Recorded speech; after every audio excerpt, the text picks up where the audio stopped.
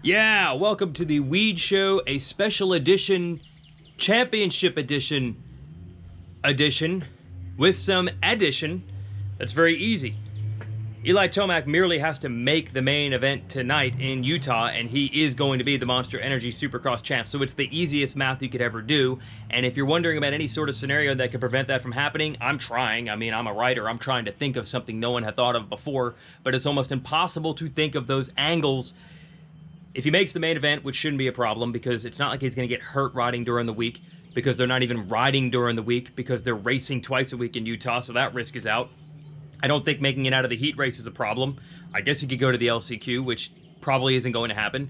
And even if there were a problem, even in the first turn of the main event, well, Jason Anderson could tell you 2 years ago he went into the first turn at this stadium in Utah, broke spokes out of his front wheel, stopped them in the mechanics area, ended up a lap down, and still finished the race in 17th. Tomac only has to finish 19th, and that's if Cooper Webb wins. In other words, the math is simple. So in this edition of the show, we can talk like we shouldn't, which is into the future. As in, what would it mean for Eli Tomac to finally have this title?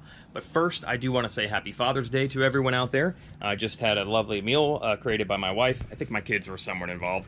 Just had coffee, and we're going to go walk around the neighborhood. And, of course, I want to send a shout-out to Racetech and their gold valves. You know all about them. Plusher, better bottoming resistance, more traction, made and engineered to the USA. Go to racetech.com. Try this. Just try this. Go to racetech.com/Weege, W-E-E-G-E, show. You know how to spell it. It's right there in the YouTube title. And send them an email, and maybe you'll win a set. Or if not, buy a set. Your family will say, look, you're a good dad. You deserve it. And your bike will love it too. So show your bike some love and get some gold valves.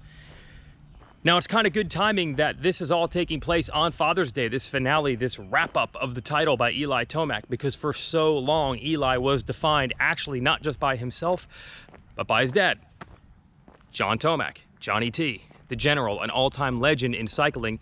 I think casually people know him as a mountain bike legend, as a mountain bike pioneer and forerunner, which he was.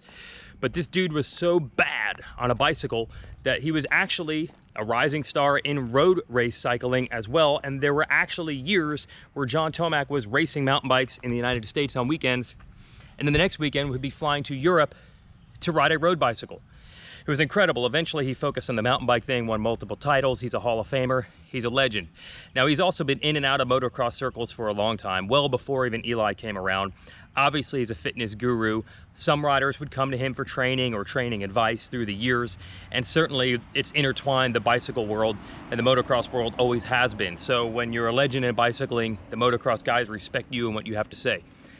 Then it turned out that his son Eli became an amazing rider himself. They went to Loretta Lynn's. John figured, well, if Eli's going to ride as a kid, maybe I'll race here too. And you know what John Tomac did?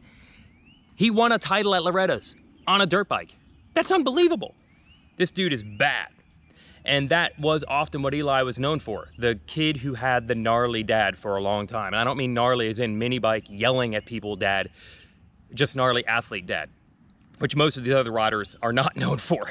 The athletics are practically always funneled right into the rider and the kid. But in this case, you could argue that Eli is not even at the heights of his dad. That's how legendary his dad is. And by the way, his mom, Kathy, no slouch on a mountain bike either. So Eli's, as they say, getting it honest from all sides.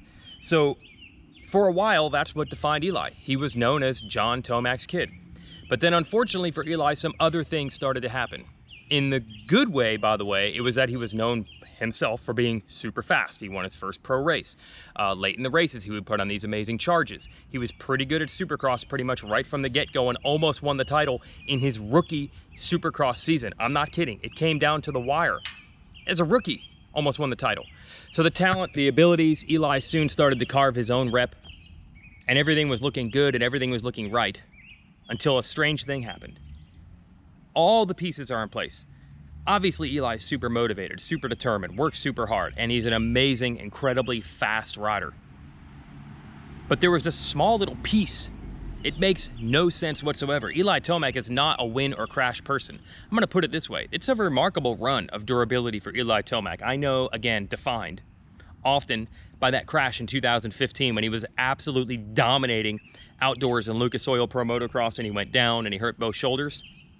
Look, man, since then, 2016 season through now, he has missed one race with injury, and that was round 2 of 2018. One race for a rider at that level to have gone through 7.5, and I'm sure he'll make it through this motocross season as a contender as well. 8 championship seasons and more, healthy, without a major injury.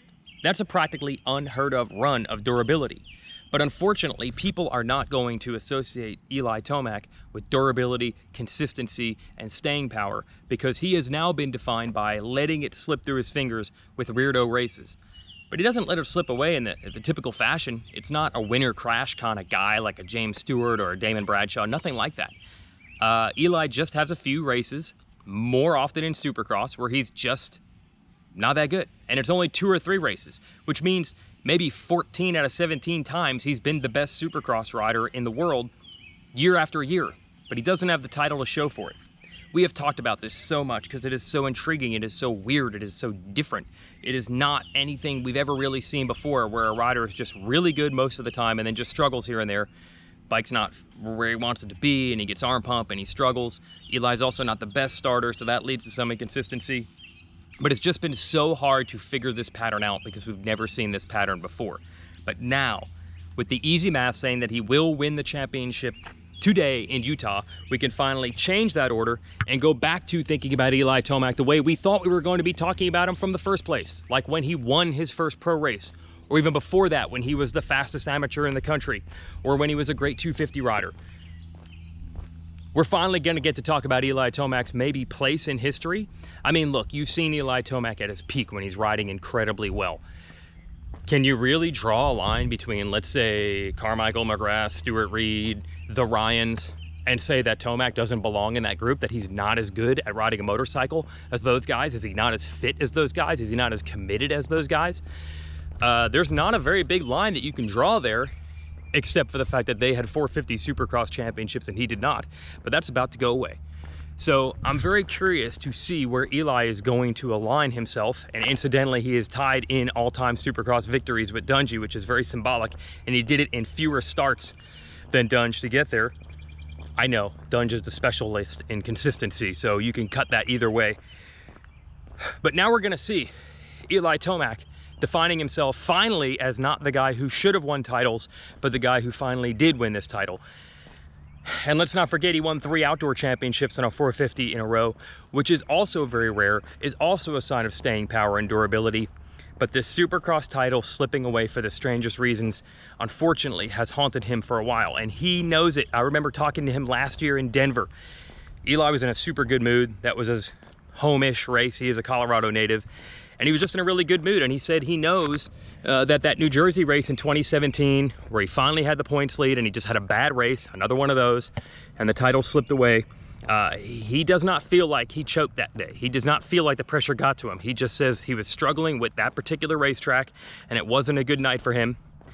But he knows it doesn't matter what he says. People were still going to define him by not getting it done that night. And he told me last year in Denver that the only way to reverse that storyline was to finally get one of these titles. Well, it didn't happen last year, but it looks like it's going to happen this year. And by the way, if you look at his points total this season, it's one of the best points totals we've seen in quite some time. He's had very few bad races. He's been on or near the podium in every round. And he had to run this ridiculous gauntlet, let's not forget, of taking 3 months off in the middle of the season and then having to come back at the exact same level. If you want to prove that you can deal with pressure, that's the way to do it. You know, in the NFL, they like to do this thing where they call a timeout before the field goal to give the kicker extra time to think about the kick and give him extra time to get nervous about missing the kick. It's kind of what the schedule did to Eli this year, and it had no effect on him whatsoever. So this is going to change things quite a bit, and then we can start talking about Eli's legacy, the impact that his dad, I mean, we've never seen this type of combination, this elite level athlete dad and then elite level athlete son in this sport, not at this level for sure. I mean, one of the best bicyclists, one of the best motorcyclists. That's an amazing storyline that we finally get to talk about again, because Eli's reached the heights. And by the way, Kawasaki, which I feel is always maligned, always underrated with the success that they've had. Everyone likes to talk about the 1980s Team Honda juggernaut. Everyone talks about KTM and Husqvarna's recent run of success and all the great things Roger DeCoster has done for other brands in between, like say Suzuki. But let's talk about Kawasaki here for a minute. You can go to the mid-90s with Jeff Emig winning titles and then take you through Carmichael, through Stewart, through Villopoto, and now Tomac. That's about a 25-year, almost uninterrupted run of being in contention, if not being the championship winner. And Kawasaki, believe it or not, in combined AMA motocross and supercross racing, since this started in the 70s, now has the most wins of any brand. They do. Most people would probably think it's Honda. So maybe now the narrative starts to shift. Just imagine if Tomac had won a couple of these other supercross titles coming right off the back of Villopoto's run. It's amazing how those few little races has changed the storyline for the brand, for the rider, for the family, and everything. And maybe that's gonna get erased a little bit. Now, speaking of Father's Day, maybe we'll jump in this garage and go through our plethora assortment of motorcycles and mountain bikes. Yesterday, I even bought my kid a used BMX bike because he really likes BMX. We're gonna do Father's Day stuff. Oh wait, that means that I gotta do something with my daughter. She's got a bicycle, but she's not really into this. What do you do? What do you do? I think I'm gonna have to play games with her with a very carefully determined script of which her toys will interact. To what dads do, they hang out with their kids. That's what John Tomac's gonna do today, except they will probably be hanging out in a small group of 10 or less to celebrate this championship that they probably feel like could have been theirs years ago and finally will be. It's certainly hard earned because these people have put in the work, they did everything right, and you have to respect saying, okay, if this is what we're gonna do it right. And it just kind of shows you the vagaries and inconsistencies of sport to know that even with all that great tutelage and background and talent and every single piece being perfectly in place, it was still tough for Eli Tomac to lock it down.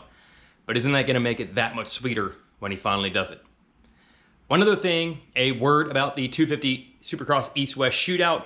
Austin Forkner, I don't know if he's going to get this championship done because he's 7 points down on Dylan Ferrandis. Ferrandis and Sexton, the 2 points leaders, West and East. If they both finish on the podium, it doesn't matter what anyone else does.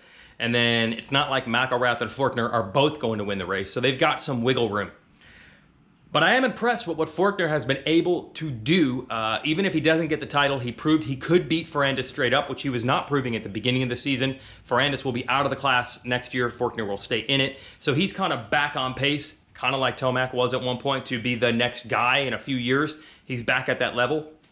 But he's going to have to deal with Sexton, who also had his own demons to shake, because last year, I think everybody knows that Forkner was the better guy, but then got hurt. Sexton inherited the title. Sexton wasn't pumped on that narrative. His goal this year was to prove that he didn't just win titles, but that he's earned titles. And beating Shane McElrath straight up at the last race was certainly a big step toward doing that. You're now looking at Forkner and Sexton maybe at the next two coming through the ranks of this sport. And they've got some history. I don't think they were fans of each other as amateurs. They, as often, two fast riders of around the same age are not. So that could be the next narrative we're talking about on these shows somewhere in the future. But right now we're looking at the past, and that is the great legacy of John Tomac, the imprint he's left on his son, the Tomac family, and now Eli finally getting this title, which allows us to change the story. It's no longer the guy who should have won the title but didn't, but it's the guy that should have won the title that did, and we get to start unpacking all the things that led to this kind of success. Because again, there's no doubt about it. When you really think of how good of a motorcycle rider Eli Tomac is he really not up there with the best? To me, it's hard to argue against him. He's one of the greats if he gets this title today.